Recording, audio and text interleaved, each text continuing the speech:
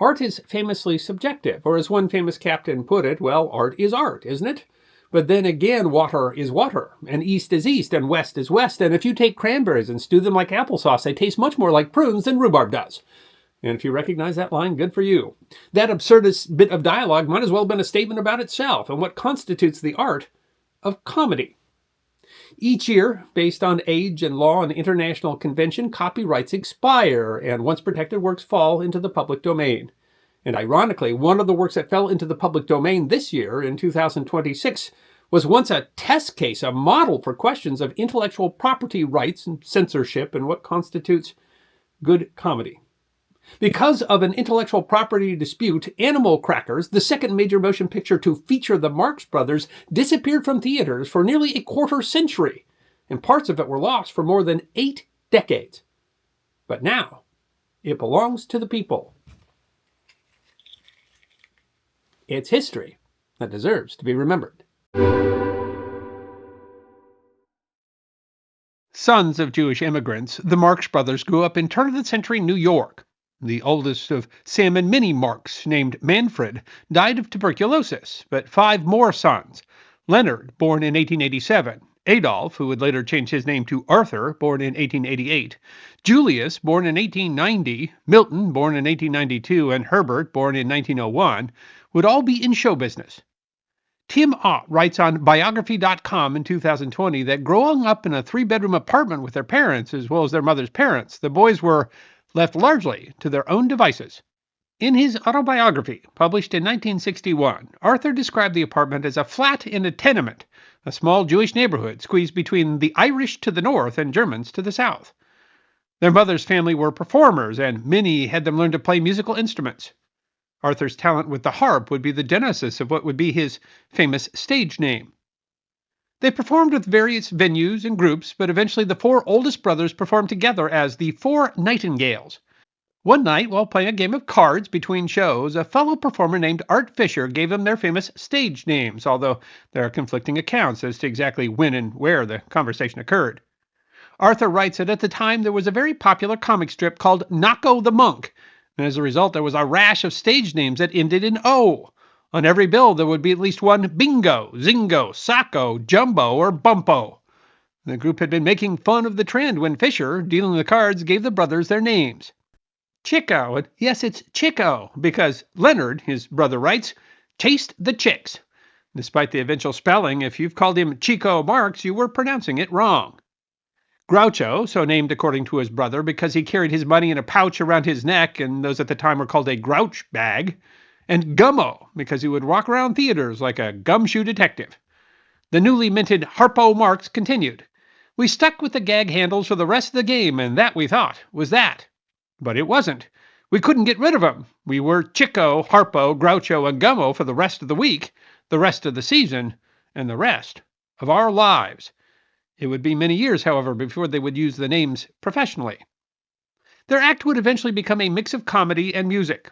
Although sources and the brothers' own recollections disagree, the core story is that one night the boys were performing in a theater, either in Texas or Oklahoma, and a disruption outside, possibly a runaway mule, caused members of the audience to run outside. Upset at the disturbance to the act, Groucho started spouting comic insults at the audience. The jokes stuck, and the act slowly moved from music to music and comedy to comedy and music. Milton, or Gummo, was drafted during the Great War. He was enlisted too late to be shipped overseas, but he decided not to return to theater. Youngest brother Herbert joined the group.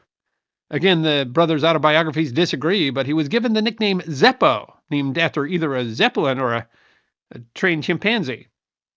The brothers had a successful, although not necessarily exceptional, career on the vaudeville circuit. They had earned some fame by 1922, but their show was fading, and they were having difficulty finding bookings when they made a choice that would prove fateful. They decided to travel to the United Kingdom. Arthur writes that the tour had been arranged by their agent at Leonard's suggestion. It seems that Leonard had run a pool hustle on some men in Cleveland and was eager to place as much distance as he could between himself and Cleveland, Ohio. Arthur wrote of the tour, London couldn't get enough of us, and we couldn't get enough of London, although he said the only disagreeable thing about England was the climate. He brought home an English sheepdog named Hokum. But upon returning home there was a problem. The largest vaudeville touring circuit was run by National Vaudeville Artists, which was run by impresario Edward Franklin E.F. Albee II. And E.F. was mad at the Marx Brothers. By some accounts, Albee was upset that the brothers had toured in England outside his chain's theaters without permission. By Arthur's account, it was a dispute over a contract point, the brothers feeling they could challenge Albee because London had given them an inflated opinion of how good they were. He writes, "The next thing we know, we were in a fight to the finish with Albee, and it didn't take long for the finish to come." They found themselves blackballed from the national circuit. Attempts to find success on smaller vaudeville circuits didn't pay the bills. The brothers nearly broke up the act. But at that suggestion, Arthur writes, he simply said, "Nuts." He wrote, "This was the longest serious speech I had ever made to the family." They continued with their own show, but being banished from vaudeville would have a significant result, because a pretzel maker liked a girl? Arthur wrote that it was Chico who found a way. He found it where else? In a pinochle game one Sunday night. Arthur and Julius both wrote that Chico met a man named Herman Broody, which Julius described as the pretzel king of Hackensack, although it appears that the story might have been somewhat fictional, and the man instead was a coal mine owner from Pennsylvania named James Bury. But in any case, it was Bury, or Broody, who offered to put up $25,000 to fund a play. Julius explains. He said he was a happily married man with a wife and a group of children, but it seems that he was as twisted as a pretzel, as he had a girl on the side, and she wanted to be in show business. In short, Bury would put up the sum of $25,000 to produce a play, so long as they cast his girlfriend, Ginny. Leonard convinced him to cast the Marx Brothers as the lead on the bill, and duly promised to cast Jenny in the play. According to Julius, only after making the promise did Leonard ask, "By the way, does Jenny have any talent?" Parts of the play were derived from an early play written by two brothers, Will and Tom B. Johnstone, called Gimme a Thrill. Will wrote the book and lyrics, and Tom wrote the music for the play, although it also included, according to Julius, 15 years of surefire comedy material, tried and true scenes that had been certified by vaudeville audiences from coast to coast. $25,000 was a very small budget, but they made do, buying secondhand scenery from previous plays. Arthur writes, "Our new show, for reasons unknown even to the writers, was called I'll Say She Is." In short, I'll Say She Is was a hit, premiering in Philadelphia June 4, 1923. By May, it found its home in New York. The Marx Brothers were on Broadway. I'll Say She Is was the last time that the brothers were billed under their given names. From then on, they would be billed by the names which you are most likely familiar with today. I'll Say She Is was followed in 1925 by The Coconuts. The book was written by veteran playwrights George Kaufman and Maury Riskin, with music and lyrics by Irving Berlin. Julius, and well, I guess now I could just call him Groucho, wrote, "Producer Sam Harris engaged an unknown composer named Irving Berlin, who up to that point had only knocked out 300 or 400 hit songs. Set during the time of the Florida land boom, although as with other Marx Brothers offerings, the plot was somewhat tenuous, as Harpo wrote whatever the hell it was about. Between touring and Broadway, the play ran for 377 performances until 1927. Their third stage production, Animal Crackers, opened in 1928. Kaufman and Riskin again did the book, with music and lyrics by Bert Kalmer and Harry Ruby, a renowned songwriting team. It was another smash hit on Broadway. Harpo wrote, "For 3 years we stuffed audiences with Animal Crackers from Broadway to Chicago and points between." But at the same time, another medium was calling. Oddly, neither Harpo nor Groucho say much about when Paramount offered them a contract. Both simply mention that they had a contract. Talkie, no less, wrote Harpo. But film historian Joe Adamson explained in his 1977 work Groucho, Harpo, Chico, and sometimes Zeppo, A History of the Marx Brothers and Satire on the Rest of the World, that in the advent of talking films, the studios were scouring New York for stars who could talk. In Adamson's account, the contract was negotiated by Zeppo, who would eventually become a theatrical agent. The Coconuts was filmed while Animal Crackers was still playing on Broadway. It would film during the day and perform the play at night. Harpo spent some time talking about the difficulty the brothers offered, with Chico often wandering off set to talk to his bookie, and film reviews noting the limits of the new sound technology, which didn't allow cameras much motion. Harpo wrote, "All they did was point a camera at us while we ran through our old stage version of Coconuts." The Coconuts, with principal filming beginning February 6, 1929, at Paramount's studio in Astoria, New York, and premiering at New York City's Rialto Theater on May 23, 1929, was a hit for Paramount. Reportedly, the brothers so hated the original cut that they tried to purchase it to keep it from being released, but Adamsons wrote, Coconuts was a great hit with movie fans, talkie fans, Marx Brothers fans, musical comedy fans, and even critics. He notes that some theaters got away with calling it the funniest picture ever made. He writes that within a few months, it had grossed $2 million. It was one of the most successful of the early talkies, and the Broadway stars were now world-renowned. The film version of Animal Crackers was released August 28, 1930. Again, there are plenty of stories about the filming, and I could easily spend an hour simply quoting lines, but suffice to say, Animal Crackers was another studio hit. But that classic film was nearly forgotten. First, there was The Code. Originally released in 1930, the film was re-released in 1936, but it wasn't exactly the same film. In between, the movie industry had changed. Mike Mashin writes in a blog on the page of the Library of Congress, of course, pretty much from the moment that cinema was invented, organizations were founded to censor the nascent medium. But by the 1920s, a perfect storm of scandal and public outrage was forming. It didn't take long for the threat of congressional investigation and the howls of state censorship boards to reach the business offices in New York and the production lots in Los Angeles. Now, there's nothing that will focus the mind of industry barons like the threat of government oversight. The industry would create its own code to preserve morality and avoid government intrusion, including the potential difficulty if multiple differing laws were enacted across the country. To head off the government, the industry created the Motion Picture Producers and Distributors Association and installed at its head, Mashin writes, an unimpeachable symbol of moral rectitude, a deacon in the Presbyterian Church, former chair of the Republican Party, campaign manager for Warren G. Harding's 1920 presidential campaign, and Postmaster General, Will Hayes.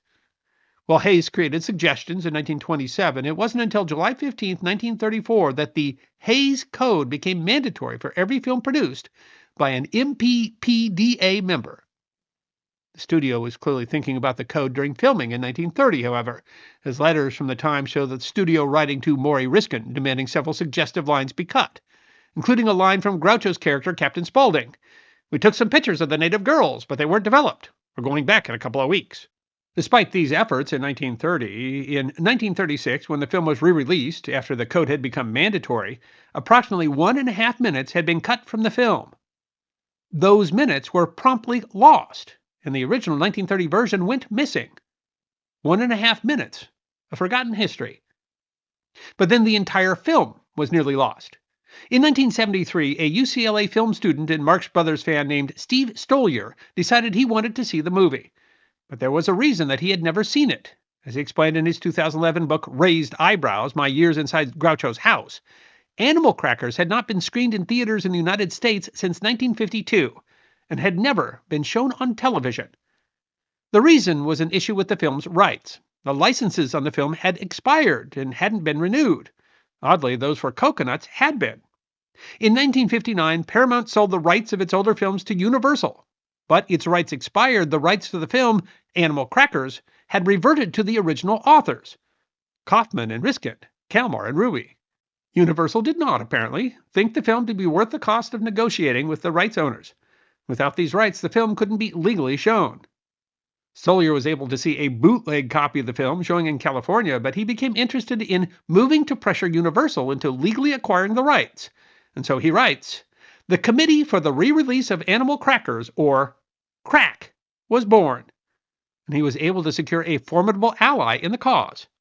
In February 1974, 83-year-old Groucho Marx attended a rally of more than 500 students at UCLA, organized by CRACK. The move garnered press attention. That April, Groucho was to be awarded a Special Academy Award for Lifetime Achievement. Universal agreed and negotiated the rights to the film. The Anaheim Bulletin wrote on May 4, 1974, Animal Crackers, the Marx Brothers' 1930 screen comedy, has finally been freed by Universal. A student mass movement resulted in this event of social significance.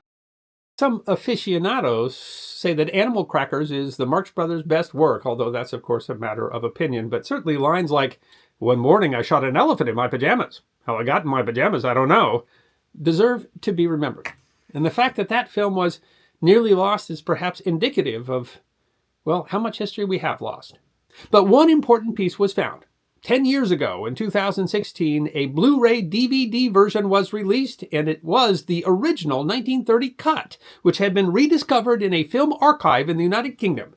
And for the first time in more than 8 decades, people were able to see the 1.5 minutes of animal crackers that had been lost to the Hays Code. But it is a victory in a sea of loss. The Film Foundation, a nonprofit organization founded by director Martin Scorsese, dedicated to protecting and preserving motion picture history, notes that over 90% of films made before 1929 have been lost. Among those is the Marx Brothers' little-known first film. In 1921, the Marx Brothers filmed a silent comedy called Humor Risk. Screened in December 1921, the film did not go over well in its first showing and has never been seen since. It is considered to be lost.